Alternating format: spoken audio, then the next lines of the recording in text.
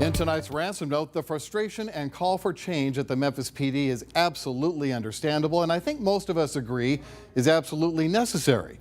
So the citizens who showed up at City Council today demanding change come immediately were well-meaning but largely wasting their time. Memphis has a strong mayor form of government. That means, as the city attorney said today, the council basically has no say on the very reform measures that are being called for. Instead, they have to be decided by the mayor and the Memphis Police Union. And if you don't like what's happening, keep that in mind when you vote for the next Memphis mayor this October. But you need to vote. In the last city election, only 96,361 registered voters out of about 400,000 actually did cast ballots. That's a turnout of about 25%. And among the younger voters who have the most contact with police, well, the turnout was even worse. You already have 11 candidates to choose from. Most of them are serious. If you really want change, get involved. Start doing your research because it will most likely happen at the ballot box. Join the conversation by email or my Facebook and Twitter pages.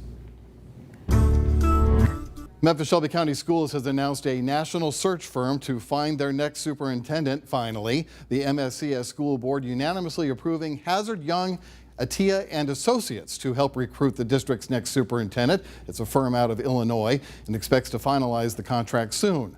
Interim Superintendent Tony Williams took over the role in September after former Superintendent Joris Ray resigned amid a misconduct scandal.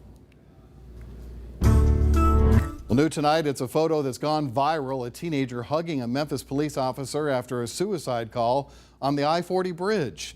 But the officer was able to talk that 17-year-old off the bridge, saving his life. Our Rebecca Butcher spoke with her and is live downtown right now. Rebecca? Well, Richard, some are calling her a hero, even others still an angel. But if you ask Officer Tina Shaw, she would say this is just part of her everyday job, helping people. Also, too, this act of bravery, also compassion is showing, well, that officers, they have a heart too. An embrace she won't forget. The Spirit just led me to go there to see what was going on and who all was there. That started with a familiar nudge telling her she was needed. When I got out at this point, he was already over the ledge. He was hanging over the ledge, and then he finally went all the way over, facing the water. It was a suicide call that came on the day of an officer-involved shooting. Officer Tina Shaw took the call on the I-40 bridge, asking the 17-year-old there what brought him to this point. Time was of the essence. We didn't want him to make one wrong move. I kept asking him, hey, can I come help you? Can I get you down? The third time, he let her. He was crying, and I saw the fear in his eyes.